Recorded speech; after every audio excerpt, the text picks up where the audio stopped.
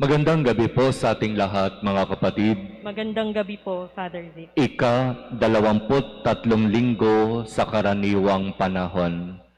3 punto mula sa ating mga pagbasa. Una, mula sa unang pagbasa, hango sa aklat ni Propeta Ezekiel.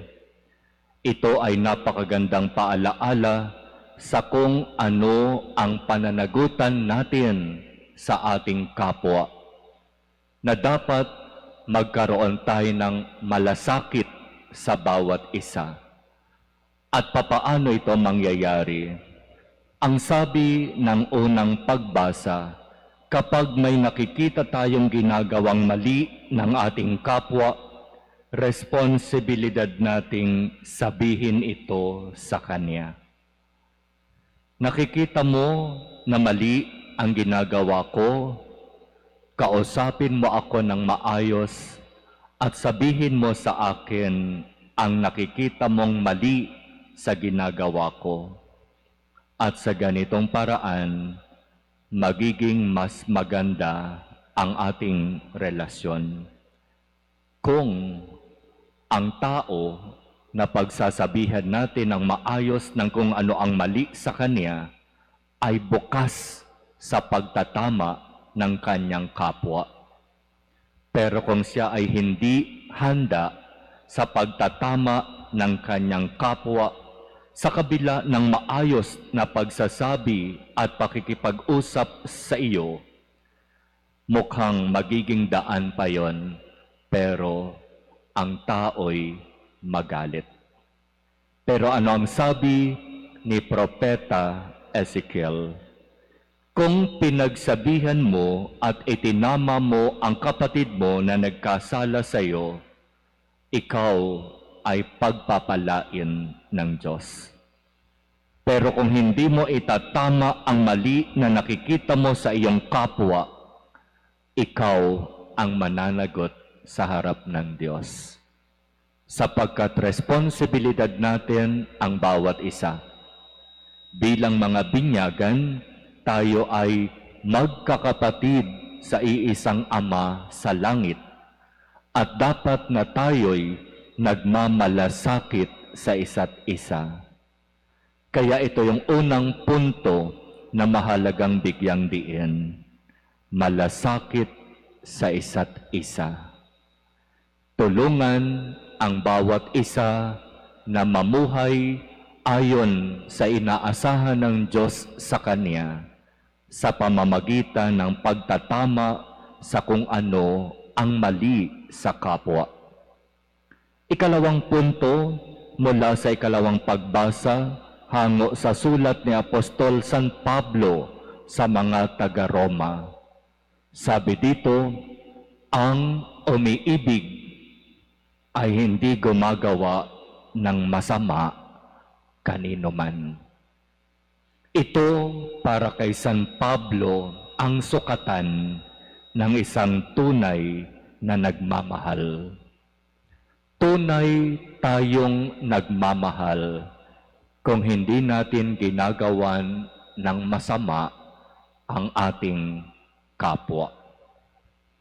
Kaya sinungaling akong matatawag kung sinasabi ko iniibig ko kayo, pero ginagawan ko naman kayo ng masama. Kaya yung mga nagsasabi, iniibig kita, mahal kita,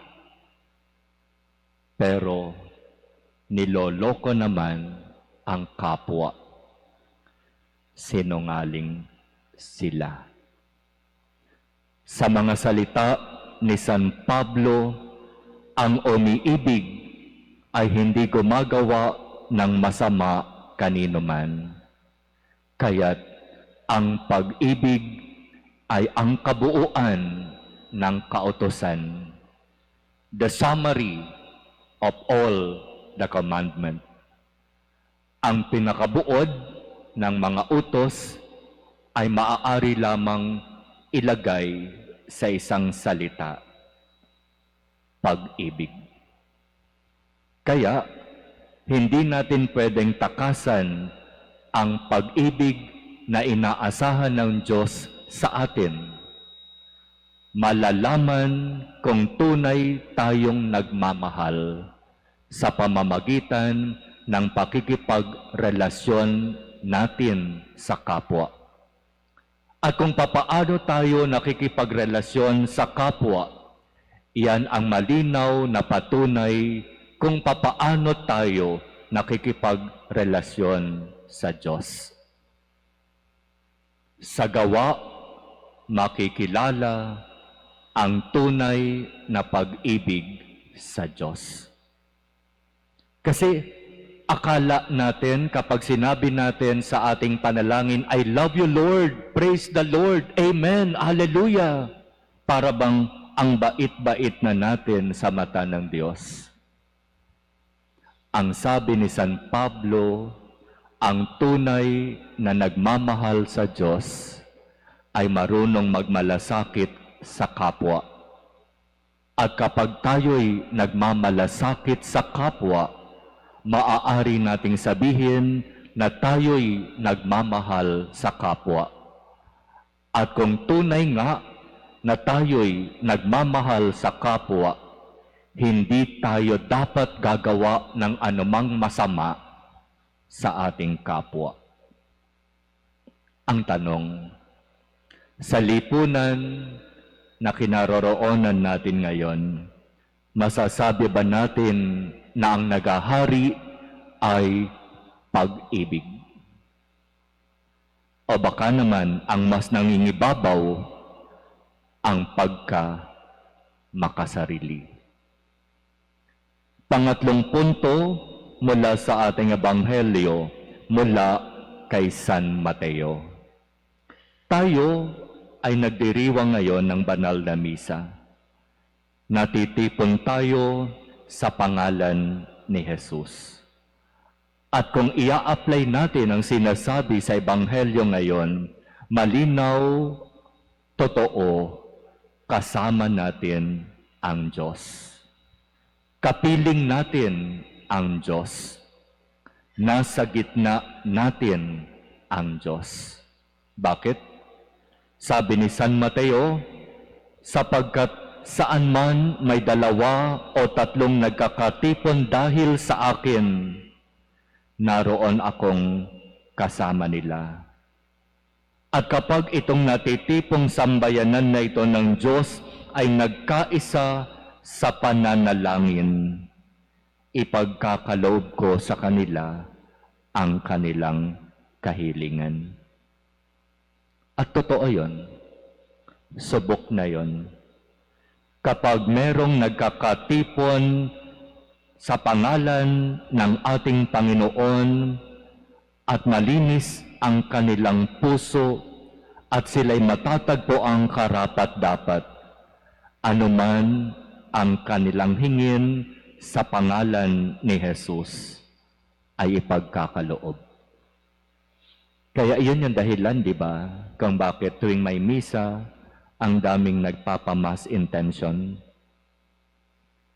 At mayroon pa ngang nagtatampo kapag hindi nababanggit yung kanyang pamisa. Bakit hindi binanggit yung pamisa ko?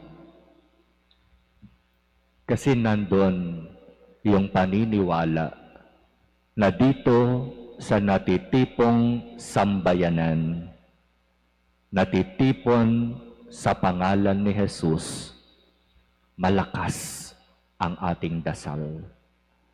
Lalo na kung may malinis tayong mga puso at tunay na nagtitiwala sa Diyos. Kaya mga kapatid, ito ang 3 magandang paalaala mula sa ating mga pagbasa ngayon. Muli, ang una, malasakit sa kapwa. Ikalawa, ang pagmamahal, ang pag-ibig, kung saan ang tunay na nagmamahal hindi gumagawa ng masama sa kapwa. At yung pangatlo, tayo na natitipong bayan ng Diyos. Natitipon tayo sa pangalan ni Jesus at dahil dito, kasama natin, kapiling natin, nasa gitna natin si Jesus.